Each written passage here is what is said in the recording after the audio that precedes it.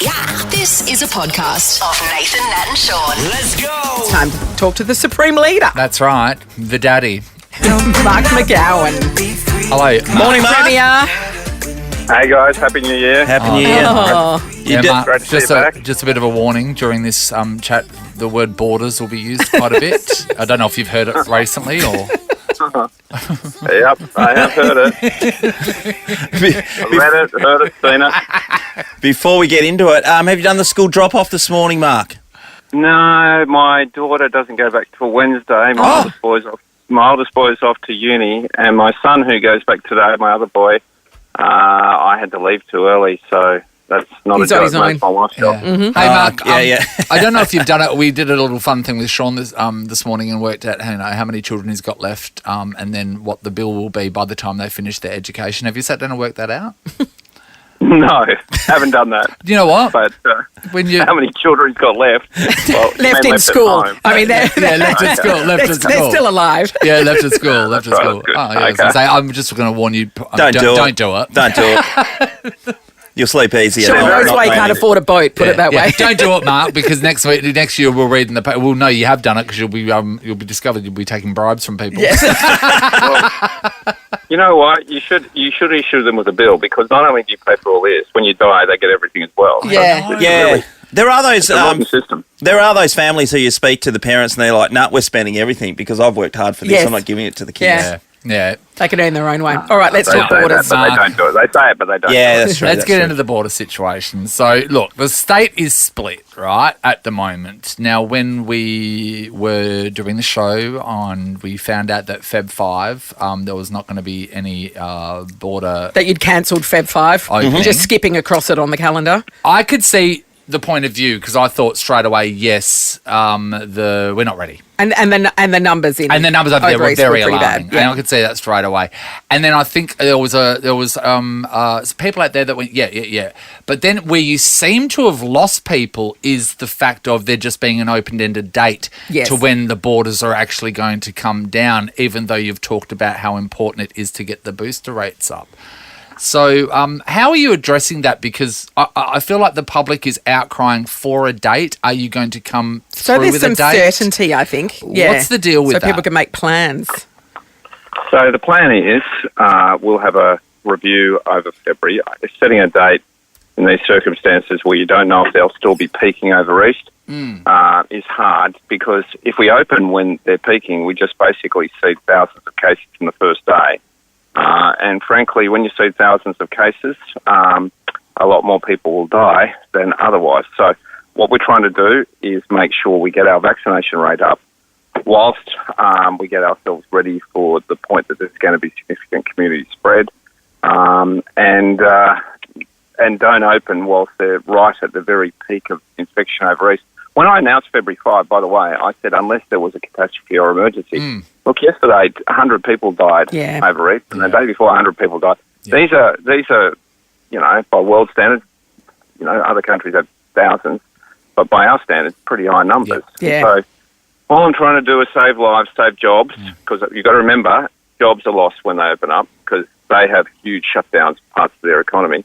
Save lives, save jobs, whilst we get our vaccination rate up. We can talk about the vaccination rate, but now we're already moving to the booster situation where, and I'm getting like what Nathan was alluding to, when you don't have a date, why would people go out and get their boosters anyway? Because there's a point in time where they're waning. Yeah, because my boosters, yours is tomorrow, Shaun? Yep. My booster's Nat's on the 12th of February, and I was saying to Nat actually this morning, I'm wondering if I put that off now because, but then I don't know. Because the closer to whenever that date is, it's more likely to be effective if COVID does come, if Omicron does come here. So you understand where people are coming from there? So what's the point? I do. We've done it, but what's the point?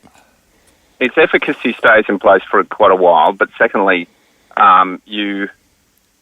its full efficacy doesn't kick in for 2 weeks, just so you know, after you get it. Yes. But we already have some Omicron here, so, it seems to be in the nightclubs there, Nathan, the sorts of places you hang Yeah, out. that's it. Yeah, Usually in the I've nightclub. not been to a nightclub. Real missed opportunity to call it the Bootylicious cluster, by the way, Yeah, Premier. that's right. Could you That's right. Could we maybe make No, that I spotted amendment? Nathan. When Nathan and I were at Bootylicious, I spotted him there. I was wearing. And Mark was wearing the I was wearing arseless my chaps, mask. which I is know, amazing. yeah. Like, so he was really Who was he bootylicious. wearing that mask? That's the question. He didn't recognise Yeah, me. I picked the him up. mask doesn't go on the groin, Mark. I just want to tell you that. Yeah, you've got to leave that No, free. the point I'm making is, Get vaccinated. yeah, well, people are, and it's in Yeah. large numbers. So Yes. it's growing every day. Yeah. We're now at around 34, 35 third dose. Yes. The original plan was 90% double dose because that was effective against Yes. Delta. Which I we've go hit, basic by the way. plans. Yeah. We have easily hit, but the other new strain which came along and has increased hospitalisations by up to 900% over East and hundreds of people, potentially 100 a day dying. Yeah. And by the way, lots very, very sick, has sort of changed it. So if we wait a bit longer, we'll make it better and safer for our people. But will there be another strain that comes along? Because Yeah. everyone's suggesting there'll be another one, and then there'll be another one, and then there'll be another one. So where does it end on that part? Because if Yes. that's the case, then we'll never be able to see or travel outside of WA. Yes. And families won't get to see I one don't another. see. I don't Yeah. see how there's going to be any different, Mark. No, I don't know if there'll be another strain. Everybody's Well, I can't suggesting they predict are. Well, there's already If you're getting BA2. the information from your chief health minister and also the Australian health minister, then you'd be aware that there'd be other ones. I don't know. They talk about it, but no one knows. But all I'd say about that is there are opportunities for people to travel. So if you want to come home or if you need to go and see a family member or whatever, you can do it. It's just a 2-week quarantine period at this point in time. Is that over the top, though, 14 days? We spoke to Gilly the other day, and he was pretty animated about how he felt about the situation. Yeah, it's the at fact that the moment. rest of the household has to Yeah. has to isolate as well. Because you're jumping on a plane beforehand, Yeah, having you're tested testing, negative, yeah. and when you get back, you have to you test negative. So you kind of, and then you got to bang out 14 days when you've been cruising around another state after having jabs Yeah. and jabs and jabs. Yeah, but I understand the testing before the plane and after 100%, the plane, and then Nate. testing a little bit 100%. later Yeah. on. But yeah. But for 14 days, and in your total, entire after when you household get having home. to lock up. Yeah. So it's 14 days at this point in time because that's cautious to limit spread while we get vaccination rates up. Eventually it'll go to 7 days and eventually the border will come down and it won't be any days. But bear in mind, at that point in time, there'll be a lot of spread of the virus here and there'll be a lot of illness and a lot of absenteeism and some people getting extremely sick. Yeah. Just on a personal note, like say, I don't know, hypothetically, I had booked a trip to, say, Italy for late June, early July. Can you pay me back for that? Hypothetically, what are my chances? Bloody hell, that's a tough one. Look, I haven't got a crystal ball. Every time I set a date or I say something is absolutely adamant and definite, it changes because that's the nature of this thing. But just look on the bright side. We've got very, very strong health outcomes, very strong economic outcomes. We're actually in the best place of anywhere in the world compared to any other country in the world. I just want to hold that together while we get that third dose rate up. Hey, Mark. But have a good time in Italy. Hey, Mark, in the paper today, it talks about anyone who threatens, intimidates or is offensive towards businesses who ask for proof of vaccination Yes. could be jailed for a year or fined up to $50,000 from today, right? Because we all know about the It kicks in mandates and that today, sort of yep. stuff. Now, I found when there's a lot of the time when you guys have gotten these threats of what happens if you don't follow suit. You Slaps don't- on the wrist, no. Is that what you think? Yeah. Other than the two guys that snuck into Yes. the grand final Yeah. Yes. who spent Christmas in jail. Yeah, but Yes. really no one ever gets the full brunt of it. And this here I think is really important because a lot of businesses, the people that are having to deal with this are Yes. quite young. Yep. And also if they're not young, they're not equipped to have someone angry Yeah, they're not filming security them, people. screaming Yeah. at them. So it's a lot for businesses to take on board. I mean, some I suppose are going to have to maybe even hire more staff to try and control that if situation. they've got the money for if that. they've got the money for that. But are we going to actually prosecute people for this and not just make a couple of examples, be consistent with it? Because I think that's what we've been lacking with these laws. Well, there's been a lot of prosecutions, a lot of fines issued. Obviously, A lot more slaps on the wrist, though. Yeah, but you've got to actually treat people like adults. But someone's going in a shop abusing staff and so Yes. forth. they're an anti-vaxxer or something, the police will prosecute and they will fine. And we have had lots of people have some pretty extreme penalties applied to them over the course of the last 2 years. But, that's sort of, you just want to encourage a culture of people doing the right thing as the first thing. And West Australians overwhelmingly are like that.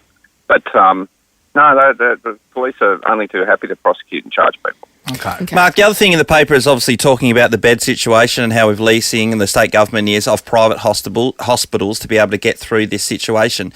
Has the whole thing been an absolute fizzer in terms of getting the hospitals, our state hospitals, ready for this situation? Because it's been known for a long, long time. No, not at all. We announced all this back in November. So we announced that we would be acquiring new beds by a whole range of techniques back in November, including some leasing from private hospitals to spare capacity. Yeah, but there was more than what was told. You're leasing more than what was told. I think there might have been slightly more, but it's just a sensible thing because you can get them online quickly, and when you don't need them, you can hand them back. So it's just a sensible management tool. But on top of that, there's huge expansions in capacity across hospitals, both in the city and Bunbury. But when COVID hits, the experience everywhere across Australia, and you don't just have hospitals sitting empty waiting for people, right? Hospitals have people in them. They're dealing with surgeries and so forth. When you get more COVID cases, obviously you have to unwind elective surgery because that's the way that you manage these things. Yeah, but we've done that before we've had COVID. Elective surgery has been put on the back burner over the last couple of years. We haven't even had COVID here. No, that was when we had outbreaks. We closed down one person. Surgery.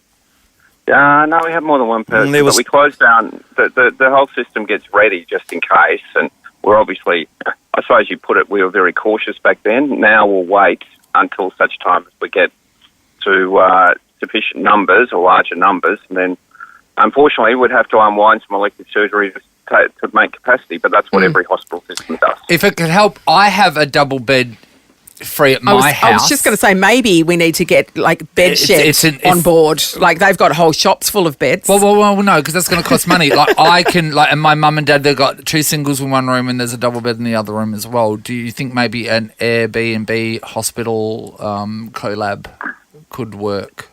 What, Nathan's nursing service? Yeah, he can isolate with the best of them. What do you think? Nurse Nathan. Yeah, why not? Should see the outfit. Yeah. See the thermometer.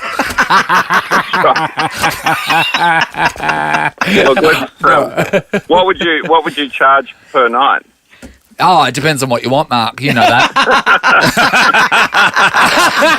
There's a menu. Just have a look at the menu. Your prices are pretty high, you sick. Remember all those massage places that turned into exposure signs, Mark? Oh, my God, Mark. Come on. You know what's on offer. Are you kidding me? On that note, Premier, it's always a pleasure. We'll catch up again soon. Thanks very much. Happy New Year. See you, mate. Nathan, Nat and Shaun is a Nova podcast. For more great comedy shows like this, head to novapodcasts.com.au.